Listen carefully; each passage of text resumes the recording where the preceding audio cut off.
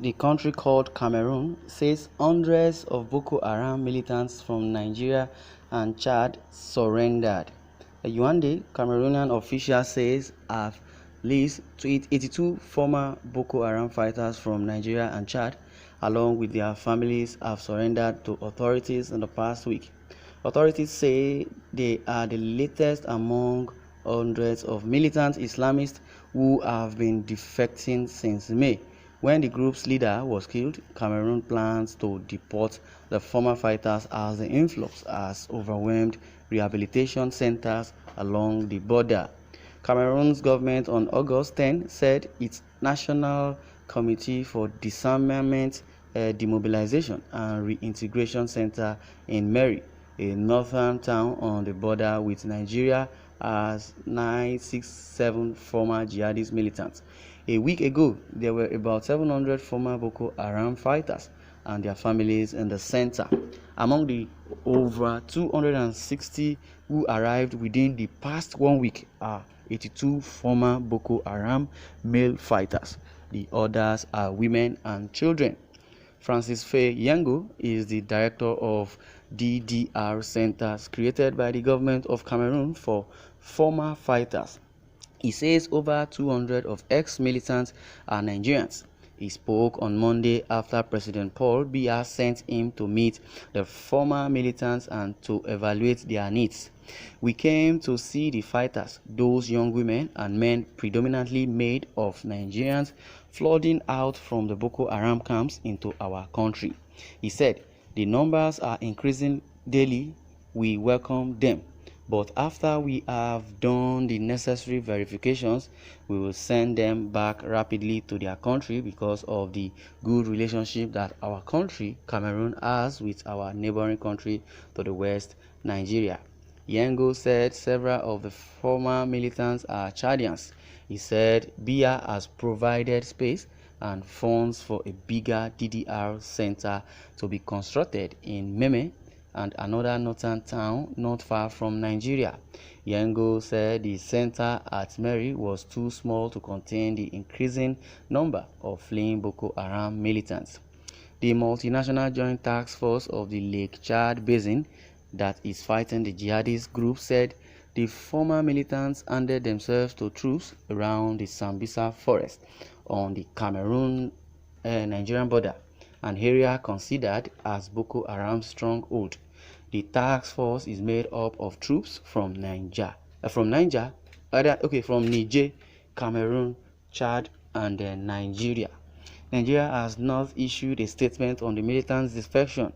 Cameroon says it has voluntarily handed former combatants to Nigeria several times, but that the number that surrendered this week is the highest. You see that these Cameroonians, they have brain. So they are sending away all the old Boko Haram. According to this report, what I believe is that they are, proving being wise to send out those terrorist militants away from their country because they don't want problem, number one. Number two, they believe that the corruption in Nigeria, and as it is, Nigeria, can accept rubbish. Nigeria is the only country that I believe that, that tolerates bandits, tolerate killers or terrorists. So they needed to push them back to Nigeria because they don't want, what I believe is they don't want any insecurity in their country. Nigeria is so disappointing, so disappointing. Well, this month, Cameroon said since May, when Boko Haram leader Abubakar Shekau was declared dead, the jihadist group Boko Haram and its fighters are weaker and likely to surrender. So Nigeria be dustbin. So even if they surrender or they are being repatriated, so it is Nigeria now. They will now dump them. They should come and dump them in Nigeria. That's what it means. Yes, it's not even their fault. It is the Buhari and the co-author that are to be blamed. So Abu Isa, a researcher on Boko Haram at the University of Marua, says Cameroon, Nigeria, and Chad should encourage fighters who are still reluctant to surrender and help to reconstruct their communities. He says rival jihadist groups are carrying out charitable acts around the Lake Chad basin aimed at luring in Boko Haram militants and having fighters join other terrorist groups. Issa says within the past 2 months, the Islamic State in West African province, or the ISWAP, a splinter of Boko Haram, is increasingly gaining power and influence. He says ISWAP has been highly active along the Cameroon-Nigerian-Chad border.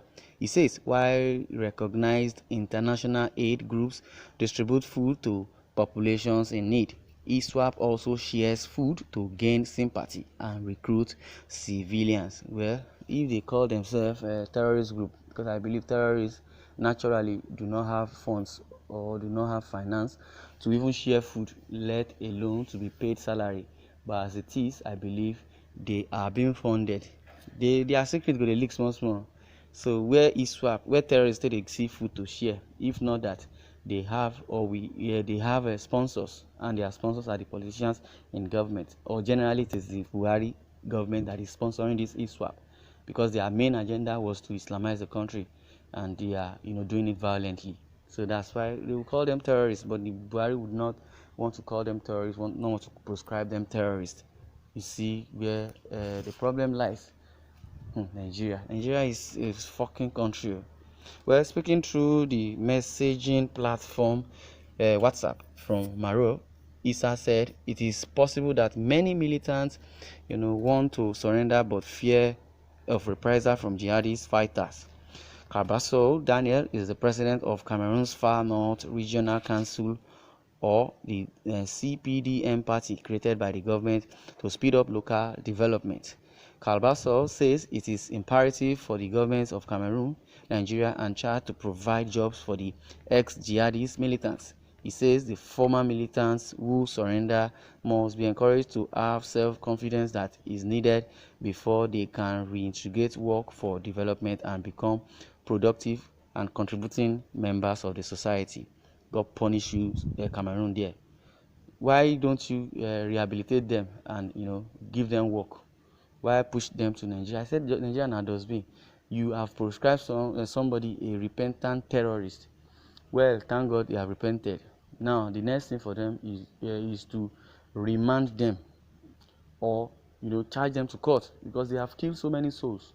So those souls that have been killed, who will now compensate them? Now you want to compensate Boko Haram or terrorists. Those that they have killed, who will compensate them? The United Nations, building they've destroyed, who will compensate? Who will pay for that? The what's it called? African Union, demolished embassy. Who will compensate them? Who will renovate that? You are talking rubbish. I'm very, very angry with this Nigerian government, because they are the ones that gave, well, the whole world is saying everything, so they gave the whole world upper hand. They even gave a terrorist upper hand over them. So you are now telling us that, okay, the Boko Haram fighters, the insurgency going on in the north, all the atrocities should be overlooked, and since they have repented, they should be granted amnesty, or rehabilitate into the Nigerian army, or give them food. But in the southern part of the country, anybody that offend the constitution will be prosecuted. Is that what they are saying? Well, share that in your comment section. Let's deliberate.